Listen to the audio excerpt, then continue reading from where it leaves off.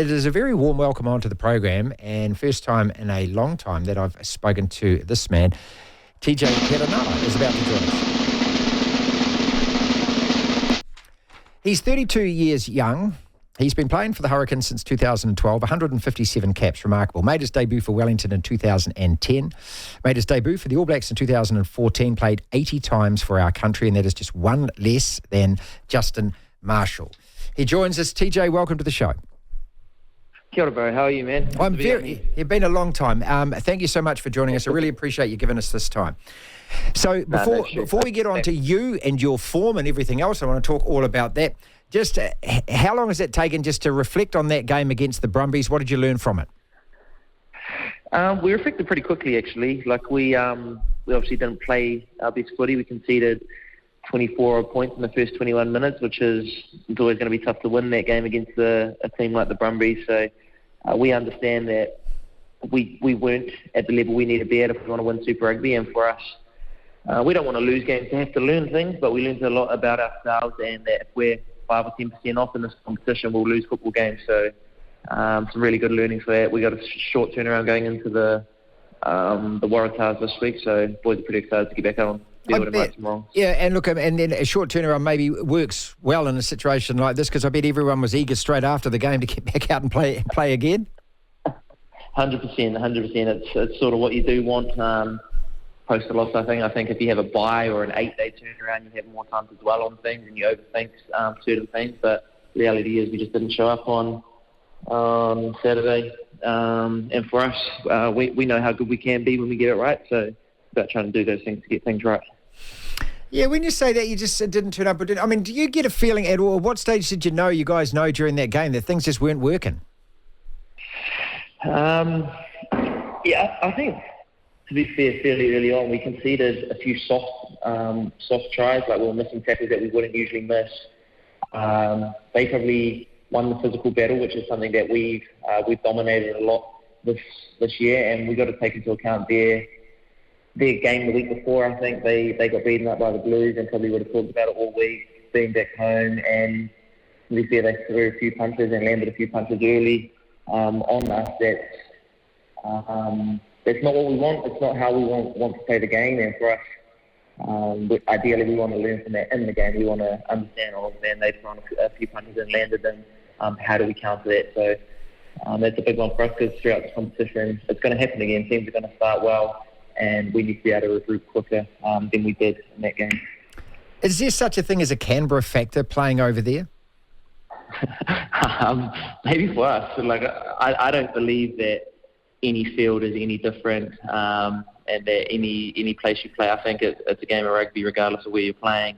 But we have struggled there. History shows that we have struggled there lately.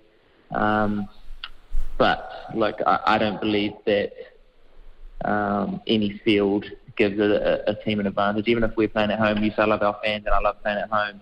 But if we don't turn up on the day at home, a team can be better than us. And I just think we had a bad day at the office, and in sport, you have a bad day at the office and the other team, puts on over us. TJ Perenara is with us. So when you have a bad day at the office, and I outlined before, you've had so much experience, played so many games and things like that. Do you get over it quicker these days? I was just about to say get over it easier. I bet you don't. I hope you sulk like hell over a loss, but do you put it to bed quicker? Yeah, I think so. It definitely hurts, and you feel the same. I guess pain. I don't know a better word, but you feel the same pain as I did when I was younger. But understanding that if you dwell on that and it seeps through to this week, and then to this week's performance, like we're doing no good by it. Every game, regardless of if you win or lose, can have some good come from it, and the good that we can take from a loss, we need to be able to harness that quickly, move forward, and then get our mind focused on the game ahead. In your mind, I was going to ask, have you reached your heights? In your mind, what is the best performance that you guys have actually put in this season? I think our game against the Highlanders was actually pretty good. Played very well in that game, in my opinion, and a lot of things that we try to do out on the field worked. We took a lot of confidence from that game, so I thought we were really sharp in in that game. I thought the Chiefs at home we played really well too. That was a good game for us, a physical game against a team that has shown in this competition how good they are. So those two games are two games that I think have been maybe our better games of the year. I still think we have a long way to go in terms of how we end up in this competition and where we want to take our game to. But those two games, I think, were two big ones for us. I penciled down that second half, especially against the Blues as well. And there just seems to be an attitude. I mean, and this is the great thing about being, an older player with the experience that you've got. That some of the young guys just seem to be playing with such freedom. You watch them and they think they're almost fearless, and not respecting reputations, respecting the other team, but not respecting reputations. Is that something that you're actually seeing? Yeah, I think so, and I don't want to say it's disrespect at all. They're so raw and living in the moment that us as older players in the environment, we need to take care of the thinking and the situation and game management side of things, so we can let our younger players just play the game that they love and the way that they want to play. And if we can give them those opportunities to do that, I think we get the most out of our team.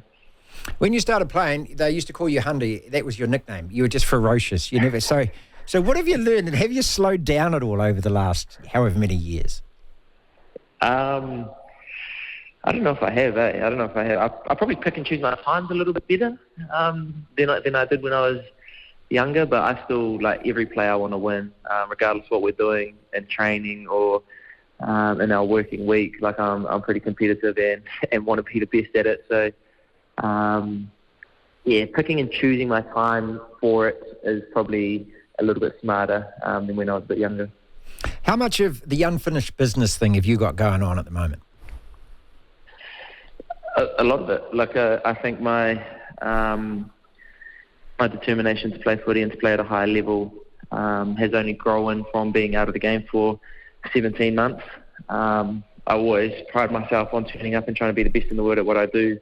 And having that taken away from me for 17 months has given me a new hunger to get back to levels that I've been at previously and to exceed those levels and to write the next part of my chapter.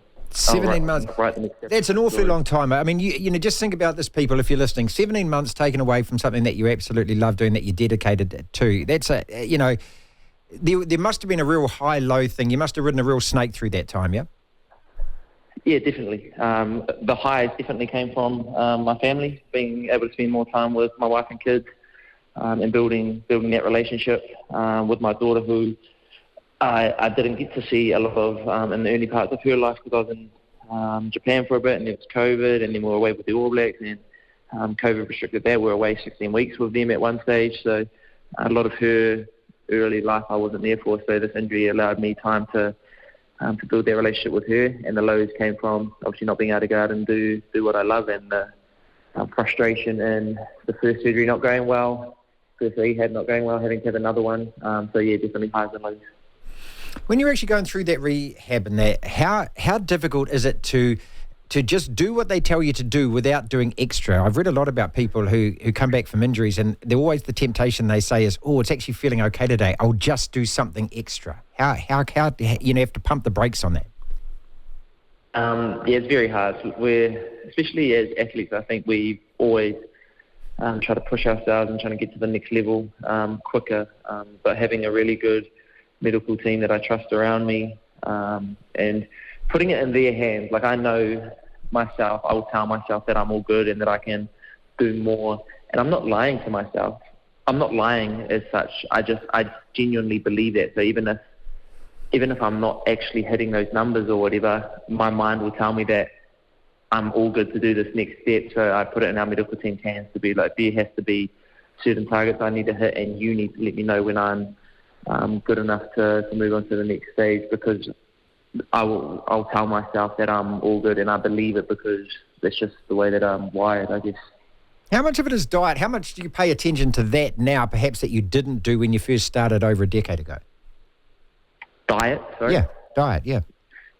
To be fair, I've always used diet in my career, and for different things. I believe diet is discipline. There's certain things in life, and sleep is another one, that us as humans have massive control over the choices that we make, and I've always changed my diet or stuck to certain things in diet, and not always for performance, but to training discipline, and to show myself that I can do these sorts of things and I can commit to this diet because I'm in complete control of it. And I think as humans, diet and sleep are two things that we don't stick to that often, and it can lead to lack of discipline in other areas. So this diet has always been a big thing for, and again, not just for performance, but for me training discipline.